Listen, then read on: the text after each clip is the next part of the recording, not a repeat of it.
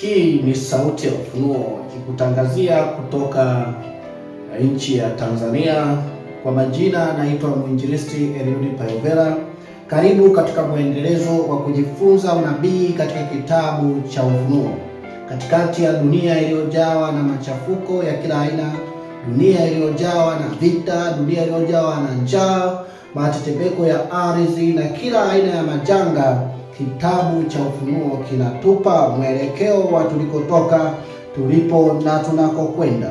Na leo tutakuwa tukijifunza ujumbe wa Mungu kwa kanisa la Pergamo. Ujumbe ambao ni mahususi kabisa kwa kipindi cha kanisa kinachoanza mwaka wa 323 wakati Mfalme Konstantino alipoongoka kuwa Mkristo mpaka mwaka wa 538. Tulijifunza katika somo lililopita ujumbe wa Mungu kwa kanisa la Smyrna, na hapo tuliona Wakristo wale wa kwanza ambao walikuwa ni watoto wa mitume walipitia mateso makali sana yaliendeshwa kwa muda wa takribani miaka 10. Wakristo waliuawa, walisalitiwa na ndugu zao wa Kiyahudi, wakauawa kwa sababu ya imani yao. Walikataa kuwasujudia wafalme wa Kirumi, na hivyo matokeo ya imani yao yalipelekea wengi kuuawa, kuanzia wale ambao Wakristo wa kwanza kabisa, wazazi wao akina Mtume Paulo na wengine, kisha watoto wao waliteswa. Na katika somo hili tumejifunza ya kuwa Wakristo wale kadri walipokuwa wakiteswa walikuwa wakitawanyika ulimwenguni kote, wakitawanywa na yale mateso na Ukristo ulienea zaidi. Sasa awamu hii Rumi inakuja na njia mpya, njia ambayo ingeweza kufanya kazi vizuri sana katika kuzimisha imani hii ya Kikristo. Je, njia yao ingefanikiwa? Na ni nini hasa kilifanyika? Karibu tujifunze pamoja nami katika ujumbe huu ambao Mungu anautoa kwa kanisa la Pergamo. Kabla tujaendelea, tupate kuomba. Tunakushukuru Baba Mungu wa mbinguni kwa kutupatia fursa nyingine ya kujifunza kitabu cha Ufunuo. Ninaomba Roho wako akawe pamoja na mtazamaji wa kipindi hiki, ili baraka za kitabu hiki zilizoahidiwa katika kitabu cha Ufunuo sura ya 1 fungu la 3 zikawe pamoja nasi kwa jina la Yesu. Amina. Ufunuo sura ya 2 fungu la 12 hadi fungu la 17, maandiko yanasema: na kwa malaika wa kanisa lililoko Pergamo andika, haya ndiyo anenayo yeye aliye na huo upanga mkali wenye makali kuwili, na pajua ukaapo ndipo penye kiti cha enzi cha Shetani, nao walishika sana jina langu, wala hukuikana imani yangu, hata katika siku za Antipa shahidi wangu mwaminifu wangu, aliyeuawa kati yenu. Hapo akaapo Shetani. Lakini ninayo maneno machache juu yako, kwa kuwa unao huko watu washikao mafundisho ya Balaam, yeye aliyemfundisha Balaki atie ukwazo mbele ya Waisraeli, kwamba wavile vitu vilivyotolewa sadaka kwa sanamu na kuzini. Vitu hivyo wewe nawe unao watu wayashikao mafundisho ya Wanikorai vivyo hivyo. Basi tubu, na usipotubu naja kwako upesi, nami nitafanya vita juu yako kwa huo upanga wa kinywa changu. Yeye aliye na sikio na asikie neno hili ambalo Roho yaambia makanisa. Yeye ashindaye nitampa baadhi ya ile mana iliyofichwa, nami nitampa jiwe jeupe, na juu ya jiwe hilo limeandikwa jina jipya asilolijua mtu ila yeye aliyepokea. Hapa ndipo inapokaa historia ya Ukristo. Katika kulielewa somo hili la ujumbe wa Mungu kwa kanisa la Pergamo, utapata majibu kwa nini Ukristo wa leo umejawa na mafundisho ya aina tofauti. Kwa nini Ukristo wa leo umegawanyika katika madhehebu nyingi za Kikristo, hata wakati mwingine watu wanashindwa kupata jibu ya kuwa, je, dini hii kama ni dini ya Mwenyezi Mungu, kwa nini imegawanyika kiasi hiki? Ujumbe wa malaika kwa kanisa la Pergamo unatoa msingi wa majibu ya maswali ya aina kama hii kuhusu utengano na mtofauti wa kiimani katika imani ya Kikristo. Malaika anaanza, haya ndio anenaye yeye aliye na huo upanga mkali. Katika kitabu cha Waebrania sura ya 4 fungu la 12 anasema, maana neno la Mungu li hai, tena lina nguvu, tena lina ukali kuliko upanga wao wote ukatao kuwili, tena lachoma hata kuzigawanya nafsi na roho na viungo na mafuta yaliyomo ndani yake, tena ni jepesi kuyatambua makusudi, mawazo na makusudi ya moyo. Na katika Waefeso sura ya 6 akitaja upanga kama miongoni mwa silaha za Mkristo, upanga ni neno la Mungu. Mungu anaweza kujitambulisha, Kristo anaweza kujitambulisha kwa kanisa la Pergamo kwamba yeye ana upanga mkali. Yeye ndiye njia, yeye ndiye kweli, yeye ndiye neno, tena upanga wa makali kuwili. Anamwambia kanisa la Pergamo, napajua ukaapo. Akizungumza na Wakristo hao walioishi katika zamani za miaka ya 300 mpaka miaka ya 500, anasema napajua ukaapo ndipo penye kiti cha enzi cha Shetani. Kimsingi, Shetani hana kiti cha enzi sehemu yoyote duniani. Shetani yuko mahali popote pale ambapo wanadamu wanaishi. Popote pale wanadamu wanapoishi, kazi za Shetani zipo. Kazi za Shetani zinatendeka hapo. Na sasa ya Biblia inaposema Pergamo anakaa katika kiti cha enzi cha Shetani, hapa bila shaka anazungumzia kitovu cha utendaji wa Shetani katika historia ya kanisa kilianzia hapa. Biblia inamtaja Shetani katika kitabu cha Yohana sura ya 8 fungu 44 kwamba Shetani ni mwongo na baba wa uongo. Sasa Shetani aliuhimiza uongo wake sana katika kitabu hiki, katika kipindi hiki cha kanisa la Pergamo. Tena anasema watu wa kanisa la Pergamo wanaandikiwa ujumbe huu kwamba wamelishika jina lake, tena hawakuikana imani yao hata katikati ya udanganyifu wa Shetani, hata siku za Antipa. Bila shaka huyu Antipa ni watu waliopinga madai ya Shetani yaliyoinuka katika kipindi hiki. Yule aliyeuawa hapo akaapo Shetani. Lakini kuna nini kilikuwepo hapa? Anasema katika kanisa hili au katika kipindi hiki, lakini nao maneno machache juu yako ya kuwa unao huko watu wayashikao mafundisho ya bara. Angalia, katika kipindi cha Efeso Mungu alisema watu wale waliacha upendo wa kwanza, lakini walikuwa na imani. Katika kipindi cha kanisa la Smyrna, Mungu aliwaambia watu wale wa Smyrna kwamba wao wako katika dhiki na Bwana ni wa kwanza na wa mwisho. Dhiki sio uasi. Dhiki imetumika katika zamani za Biblia kama kifaa cha Mungu cha kulitakasa kanisa lake, cha kuwatakasa watu wake. Katikati ya dhiki watu hujifunza imani. Hawashutumiwi wala kulaaniwa kwa matendo maovu, bali pia wanaambiwa wako katika dhiki wawe na imani. Lakini katika kipindi cha Pergamo, ingawa katika kipindi cha Efeso kuna watu wanaitwa wa Nikolai, lakini ilikuwa ni kundi tu. Katika kipindi cha Pergamo wanaonyeshwa watu wanaoitwa wafuasi wa mafundisho ya Balaam. Balaam ni nani? Katika kitabu cha Hesabu sura 23 na 24 tunapata kisa cha mtu wa Mungu aitwaye Balaam. Sehemu moja katika maandiko fulani ya kitabu cha Wazee na Manabii anasema Balaam hapo awali alikuwa ni nabii wa Mungu kutoka katika nchi ya Midian, mtu ambaye alikuwa na ufunuo wa kupokea maono kutoka kwa Mungu. Balaam alikuwa anaaminika katika ukanda ule wa nchi ya Moab, nchi ya Midian na ukanda wa Kanani, kwamba lolote ambalo Balaam analisema, akilani laana inashika, na akibariki baraka zinashika, na watu waliotaka kuuliza kwa Mungu walikuwa wakienda kwa Balaam. Sasa Biblia inatuambia wakati wana wa Israeli wakiwa wamesafiri kutoka Misri kuelekea Kanaani, wakiwa katika mipaka tu ya nchi ya Kanaani, wakielekea kuikabili nchi ya Moab. Moab aliposikia habari ya Israeli, walikuwa wametoka tu kupigana na Amalek. Moab aliposikia habari ya Waisraeli, mfalme wa Moab Baraki aliogopa sana. Akawatuma watu wake kwenda katika nchi ya Aram, nchi ya Midian. Walipokwenda katika nchi ya Midian, maandiko yanasema aliwatuma wamuite Balaam ili Balaam wapate kuwarani wana wa Israeli. Akisha walani wana wa Israeli waweze kupigwa mbele ya Moab. Kisa kinasema Mungu alimkataza Balaam kwenda pamoja na wale watu wafuasi wa Baraki, lakini Balaam kwa kiburi, kwa kuwa hatujifunzi sana habari za Balaam hapa, kwa kiburi Balaam aliongozana pamoja nao. Lakini licha ya hivyo nguvu za Mungu ziliongoza, badala ya kulani Balaam akawabariki wana wa Israeli. Sasa je, ni mafundisho gani ya Balaam ambayo Biblia inasema katika kipindi hiki cha mwaka wa 300 mpaka mwaka wa 500 watu walikuwepo wanaoshika mafundisho ya mfano wa Balaam, ambao Biblia inasema alitia ukwazo, aliyefundishwa na Balaki kwamba watie ukwazo mbele ya Israeli. Sasa tunajifunza ya kuwa baada ya Balaam kuahidiwa zawadi kubwa za fedha, kuahidiwa mali nyingi na Balaki, lakini alipofika kwa Balaki akashindwa kulaani, akajikuta anabariki wana wa Israeli. Balaam alikuja na mpango mpya. Baada ya kuwa amerudi katika nchi yake ya Midian, alikuja tena katika nchi ya Moab na mpango mpya, akiwaambia wana wa Israeli. Hapo panaandikwa katika kitabu hicho cha wazee na manabii kwamba Balaam aliwamfundisha Balaki kwamba watu hawa wanalindwa na Mungu.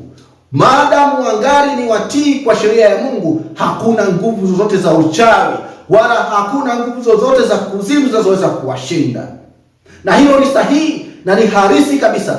Watu wa Mungu wanapokuwa watii katika nguvu za Mungu, hakuna nguvu za uchawi wala za kuzimu zitakazoweza kuwashinda. Katika kitabu cha Samueli wa kwanza fungu la pili, Samueli wa kwanza sura ya pili fungu la 9, maandiko matakatifu yanasema, yeye Bwana atailinda miguu ya watakatifu wake, wala kwa nguvu bali waovu watapotea gizani, maana kwa nguvu hakuna atakayeshinda. Baada walitambua hilo, maadamu wana wa Israeli walikuwa watii kwa sheria ya Mungu, kusingewezekana aina yoyote ya uchawi wala aina yoyote ya uganga kuishinda taifa la Israeli. Hivyo akabuni mpango, akamwendea Balaki akasema, ili tuweze kushindana na huyu Mungu, ili tuweze kushindana na watu wa Mungu, ni lazima kwanza tuwaongoze katika uasi. Hivyo waongoze katika zinaa. Akamwambia Balaki, andaa wanawake wazuri katikati ya Moab, wazuri wa kuvutia, uwatume katika kambi ya wana wa Israeli. Alafu andaa sikukuu za ibada kwa Mungu bahari na Mungu Ashtoreth. Kulikuwa na miungu huko, miungu bahari na Mungu Ashtoreth, Mungu jua na Mungu mwezi, walikuwa wakiabudiwa na hao wa Moab. Anasema andaa sikukuu kubwa, alafu watume wanawake wazuri kutoka katika nchi ya Moab, waende wakawaarike wanaume kutoka katika makambi ya Israeli. Wale wanaume watakapokuja katika nchi ya Moab, watakapokuja wanywesheni pombe. Wakisha wanywesha vileo, mtawaongoza katika kuiabudu miungu na kufanya zinaa. Mkishafanya hivyo, hasira ya Mungu wa Israeli itawaka juu ya wana wa Israeli, na hivyo Mungu wa Israeli atawapiga yeye mwenyewe wana wa Israeli. Na hili ndio lilikuwa fundisho linalotajwa hapa la Balaam, ambao alimfundisha Balaki kutia ukwazo katika wana wa Israeli, kwamba Balaki awaongoze wana wa Israeli kuzini, kumwasi Mungu, ili wawe adui dhidi ya Mungu. Je, sasa watu hawa katika kipindi cha Pergamo waliaksi vipi fundisho la Balaam? Wakati Warumi walipolitesa kanisa la Kristo katika kipindi cha kanisa kilichojulikana kama Smyrna, waliona mateso hayana mafanikio, kwa maana walikuwa wakienda katika kanisa mfano Korinto, wakiwakuta waumini 100 katika kanisa hilo, wakitishia mateso. Wale waumini 100 walitawanyika, wengine walielekea Ethiopia, wengine walielekea mashariki ya mbali, wengine walielekea Amerika, wengine wakaelekea Ulaya. Sasa kama matokeo ya kutawanyika huku, badala ya kuwa injili kuzimishwa chini, injili ilionekana ikisonga mbele. Maana hawa watu walitoka na injili kutoka pale walipotawanywa kwenda pepo 4 za mbingu. Warumi wakaona kazi yao na jitihada zao zilikuwa hazifanikiwi. Wakafanyaje? Mwaka wa 323 baada ya Kristo, Mfalme Konstantino wa Rumi akawa wa kwanza kuongoka kuwa Mkristo. Hakuongoka mrohoni, aliongoka. Biblia inasema katika kitabu cha Yuda sura ya kwanza fungu la 3, wapenzi, nilipokuwa nikifanya bidii sana kuwaandikia habari ya wokovu ambao ni wetu sisi sote, naliona ni lazimu kuwaandikia ili niwaonye kwamba mshindanie imani waliokabidhiwa watakatifu mara moja tu. Fungu la 4, kwa maana kuna watu waliojiingiza kwa siri, watu walioandikiwa tangu zamani hukumu hii, makafiri wabadilio neema ya Mungu wetu kuwa ufisadi, nao mkana yeye aliye pekee Mola na Bwana wetu Yesu Kristo. Mrumi huyu Konstantino pamoja na watu wake wakabuni mbinu mpya chini ya uongozi wa shetani wa udanganyifu. Maana Biblia inasema hapo katika nyakati hizo ndipo palipokuwa na kiti cha enzi cha shetani, shetani baba wa uongo na muuaji. Wakaazimu kujiingiza katika kanisa, wajifanye kuwa ni Wakristo wa kweli, watii wa neno la Mungu, ili waweze kuingiza mafundisho na mila za Kirumi katika kanisa. Baadaye wale viongozi wa kanisa, kama ilivyokuwa katika kipindi cha Balaam, waliahidiwa kila aina ya zawadi, na zawadi zile, pesa na mali za dunia, zilimfanya kumsaliti Mungu. Baadaye viongozi, maaskofu wa kanisa na wachungaji waliokuwa katika kanisa la mitume, kwa kuona viongozi wa dola ya Kirumi wakija kanisani kwa kutafuta upendeleo kutoka kwao, walianza kushusha viwango vya imani. Walianza kubadilisha mafundisho. Walikuwa wakibatiza kwa ubatizo wa kuzamisha ndani ya maji, lakini wakaona awamu hii wanawezaje kuwabatiza wafalme wa Kirumi kwa kuwazamisha ndani ya maji? Watakase tu maji na kuwanyunyiza tu.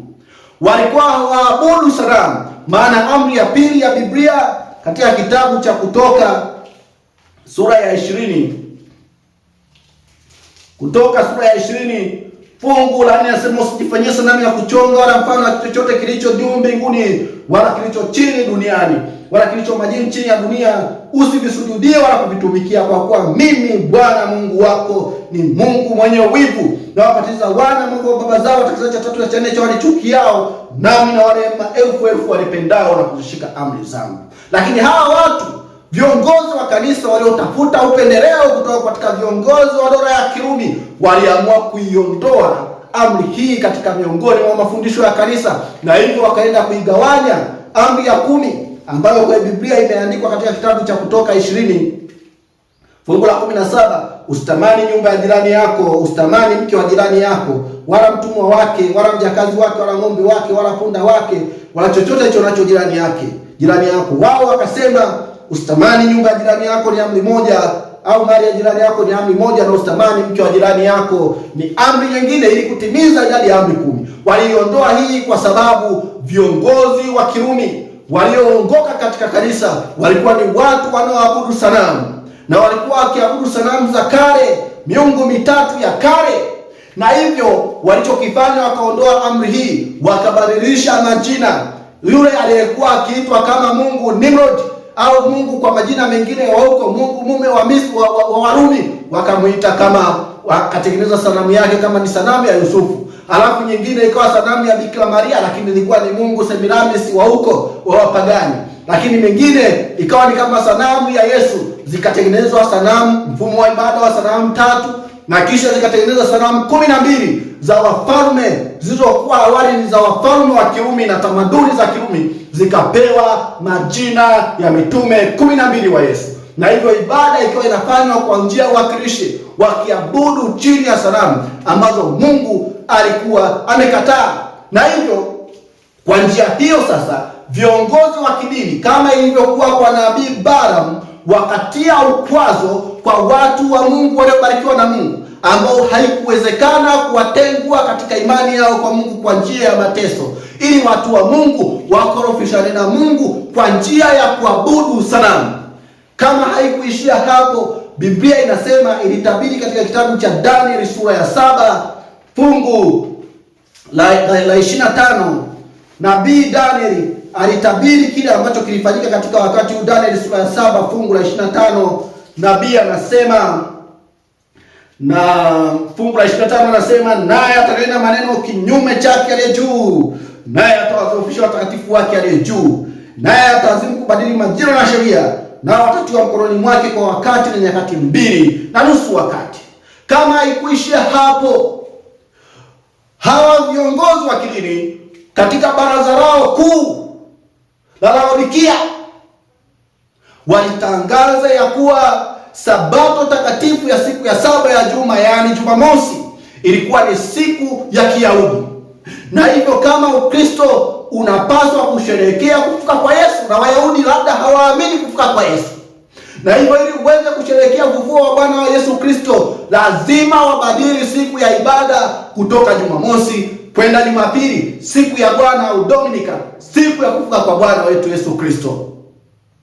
Jambo hilo halikuwa na mamlaka yoyote katika maandiko, maana maandiko katika kitabu cha Kutoka 20 fungu la 8 anasema, ikumbuke siku ya Sabato uitakase, Siku 6 fanya kazi, utende mambo yako yote, lakini siku ya 7 ni sabato ya Bwana Mungu wako. Siku hiyo usifanye kazi yoyote, wewe wala mwana wako wala binti yako wala mtumwa wako wala mjakazi yako wala ng'ombe wako wala mgeni aliye ndani ya malango yako, kwa maana Bwana kwa siku 6 alifanya mbingu na nchi na bahari na chemchemi za maji, akastarehe siku ya 7. Kwa hiyo Bwana akaibarikia siku ya sabato akaitakasa, ikiwa kama amri ya 4 kati ya zile amri 10. Biblia inasema hata Yesu mwenyewe katika kitabu cha Luka 4 fungu la 16 anasema akaenda Nazareti, hapo alipolelewa, na siku ya sabato akaingia katika sinagogi kama ilivyokuwa desturi yake.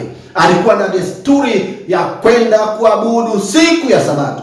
Na si hivyo tu, Biblia Mtume Paulo katika kitabu cha Waebrania 4 fungu la 9 anasema imesalia raha ya sabato kwa watu wa Mungu. Na kama Mtume Paulo pia hajaishia hapo, anaonesha katika kitabu cha, ukisoma kitabu cha Matendo, kitabu cha Matendo ya Mitume sura ya Matendo ya Mitume sura ya 16, akiwa amesafiri kutoka Uyahudi akielekea maeneo ya Mesopotamia Ulaya kulihubiri Injili, miaka yapata takribani 14 Kristo ameshapaa mbinguni. Anasema hata siku ya sabato, Matendo 16:13, hata siku ya sabato tukatoka nje ya lango tukaenda kando ya mto, ambapo tukazani ya kuwa pana mahali pa kusali, tukaketi tukasema na wanawake waliokutanika hapo. Mtume Paulo anasema walipatafuta mahali pa kusali siku ya sabato. Lakini pia Isaya akizungumzia hiyo sabato katika kitabu cha Isaya 66 fungu la 22 na 23, anasema mtume na nabii Isaya, na baada fungu la 22 anasema kama vile mbingu mpya na nchi mpya nitakazofanya zitakavyokaa mbele zangu, asema Bwana, ndivyo uzao wenu na jina lenu utakavyokaa, na itakuwa mwezi mpya hata mwezi mpya, na sabato hata sabato, wanadamu wote watakuja kuabudu mbele zangu. Na Biblia katika Agano lote Jipya inaendelea kutia mkazo ya kuwa amri za Mungu hazikuwahi kuishia msalabani kama wengi wanavyokiri. Na ndio maana katika kitabu cha Ufunuo katika ujumbe huu anasema pia, ukiachana na watu wa mafundisho wa Balaam, anasema wako waliofuata mafundisho ya Nikolai waliodai amri za Mungu zilishia msalabani. Kilichoishia msalabani katika maandiko ni sadaka za makafara zilizomwakilisha Yesu Kristo. Na katika kitabu cha Ufunuo, ukisoma Ufunuo 14 fungu la 12, anasema hapa ndipo penye subira watakatifu, hao watashika amri za Mungu na kuwa na imani ya Yesu. Ufunuo 12:17 anasema joka, yani shetani, akamkasirikia mwanamke, yani kanisa, akaenda zake afanye vita juu ya uzao waliosalia, uzao wake waliosalia. Yani kwa kuwa joka ameshindwa kumzuru Kristo na Kristo ameshinda kaburi, Kristo amefufuka, ameenda mbinguni, joka akaenda kufanya vita dhidi ya uzao wa Kristo, uzao wa kanisa waliosalia. Wazishikao wanatajwa kuwa wana sifa ya kuzishika amri za Mungu na kuwa na ushuhuda wa Yesu.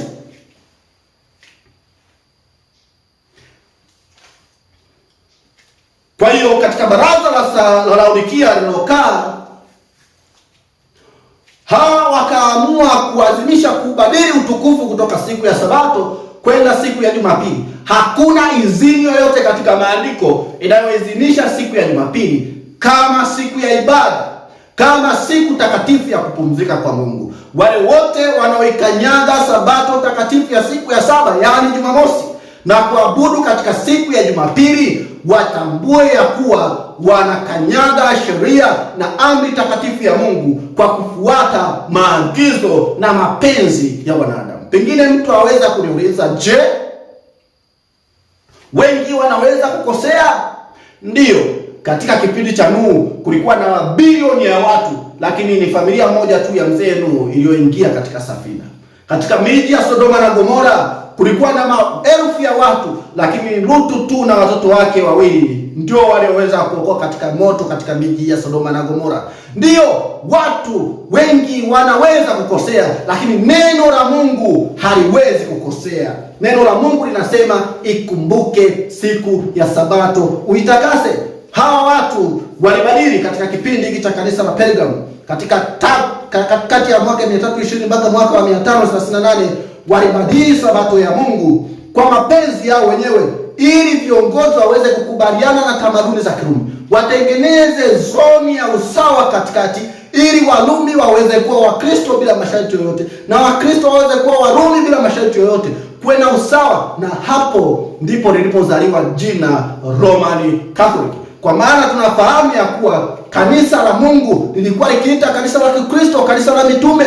Jina Roman Catholic lilizaliwa baada ya mchanganyo wa tamaduni hizo. Hapo ndipo lilizaliwa jina Roman Catholic. Kwa hiyo watu hawa walitia ukwazo kwa fundisho la Balaam, wakaweka mafundisho potofu katika kanisa, watu wasiweze kuiona nuru ya Mungu, ili wapishane na Mungu wao. Na wengine pia walikuwa ni wafuasi wa mafundisho ya Nikolai, ingawa wengine hawakuona Mungu, wengine walimwamini Yesu, lakini hawakuweza kuzitii sheria zake. Maandiko yanasema basi tubu. Anawaambia watu hawa na watu waliopo katika kizazi cha leo, ambao kutokana na mvuto huu uliotokea katika kipindi hiki cha kanisa la Pergamo, wameendelea kushikilia kuzikanyaga amri za Mungu, wakikanyaga Sabato takatifu, wakishika siku ya kwanza ya juma bila kujua misingi yake katika maandiko, kwa sababu wachungaji wao na viongozi wao wamewafundisha hivyo. Biblia inasema tubu.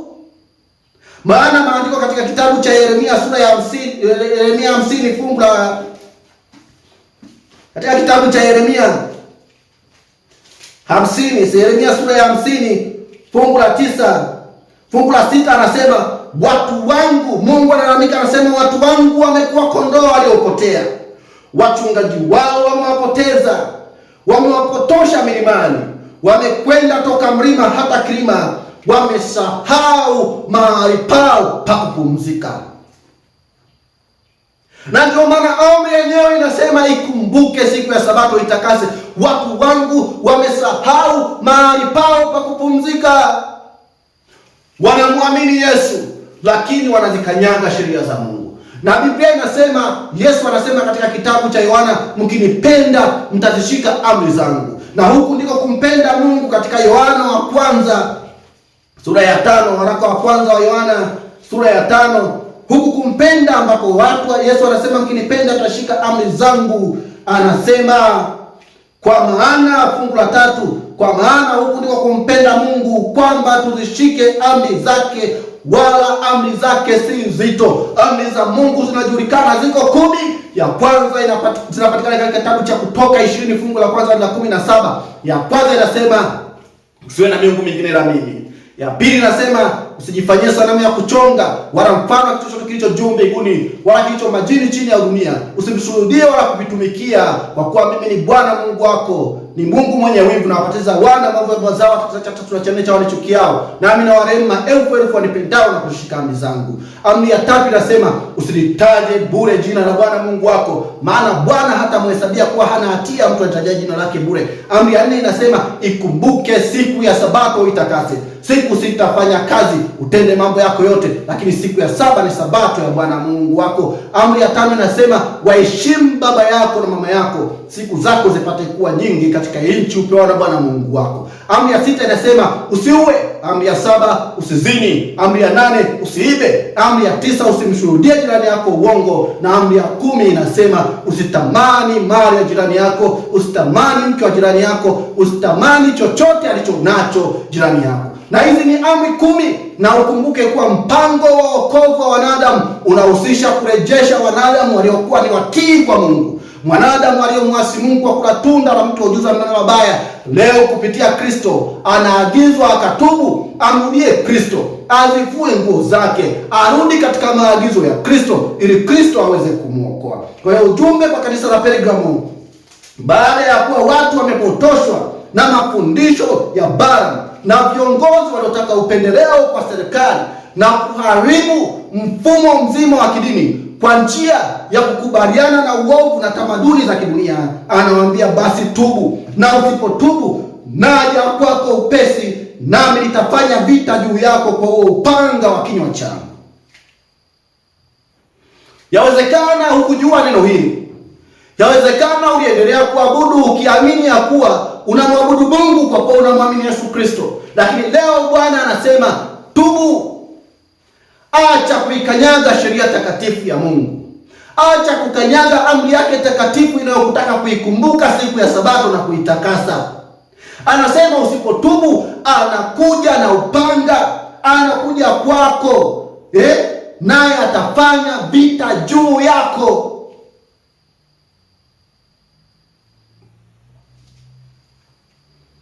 Yeye aliye na sikio na asikie neno hili ambalo Roho yaambia makanisa. Yeye ashindaye nitampa baadhi ya ile mana.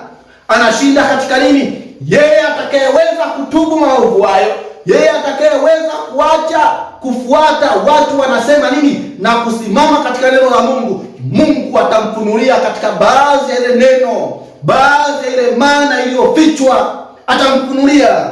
Ndiyo, atampa jiwe jeupe, na juu ya jiwe hilo litaandikwa jina jipya, jina ambalo analijua yeye na yeye anayelitoa. Mpendwa msikilizaji na mpendwa mtazamaji wa kipindi hiki, neno la Mungu linasema Yesu anakuja.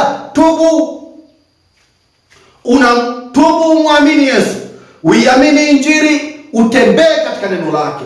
Hakuna haja ya kufuata ushawishi wa watu wanaosema kwa mawazo yao wenyewe, wakati neno la Mungu limewekwa wazi kwa watu wote. Mungu kwa neema yake imempendeza kufanya Biblia kuwa ni kitabu kinachoweza kufikiwa na watu wote, na ndani yake hakuna fundisho linaloruhusu watu kuikanyaga amri ya Mungu, na ndani yake hakuna fundisho linaloruhusu watu kumwabudu Mungu kwa kupitia sanamu.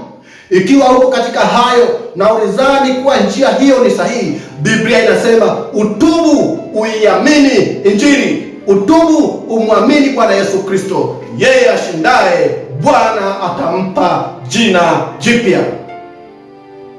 Sasa tutakuja kuona katika somo linalofuata kwamba baada ya watu hao, viongozi hao wakaidi, kushikamana na watawala wa Kirumi na kuingiza mafundisho haya, kwanza kuharibu ubatizo, kutoka ubatizo wa kuzamisha majini kwa sababu ya kuheshimu heshima za watawala wa Kirumi, kuweka ubatizo wa kunyunyiza. Pili, kuharibu amri ya 4 ya Mungu ya siku takatifu ya ibada, kutoka Jumamosi kwenda siku walioichagua wenyewe, walioita kwa kigezo ya kuwa ni siku ya kufuka kwa Yesu, kinyume na maagizo na amri ya Mungu. Tatu, kuweka ibada ya sanamu katika kanisa na mambo mengine mengi ambayo sijapenda kuyazungumzia, kama kuombea wafu na vitu vingine, imani za umizimu, kwamba watu wakifa wanakwenda sehemu fulani huko kuna moto unawaka, mambo ambayo sio mafundisho ya Biblia. Sasa nini kilitokea katika kanisa? Watu wengi walijaa katika kanisa. Nini kilitokea? Tukutane pamoja nami katika somo linalofuata tutakapoendelea kujifunza nini kilitokea katika safari ya kanisa, na tutapata majibu leo. Maandiko yanatutaka turudi, tutubu. Maana Biblia katika kitabu cha Ufunuo inasema tokeni kwake, msishiriki dhambi zake. Unapoona dunia iko katika machafuko na vita, unapoona dunia iko katika hali ya kukata tamaa, maandiko yanatabiri. Ukisoma katika kitabu cha Luka, sura 21 fungu la 25, tena kutakuwa na ishara katika jua na mwezi na nyota, na katika nchi ziki ya mataifa. Mataifa atakayoingia katika ziki, wakishangaa kwa uvumi wa bahari, kwa mujibu wa kitabu cha Matendo, kwa mujibu wa kitabu cha Ufunuo 17 fungu la 15. Bahari ni mataifa, makusanyiko ya watu wakishangaa kwa ajili ya uvumi kasia katikati ya mataifa, ndio, na msukosuko katikati ya mataifa, watu wakivunjika moyo kwa hofu, kwa kutazamia mambo yatakayopata ulimwengu, kwa maana nguvu za mbingu zitatikiswa.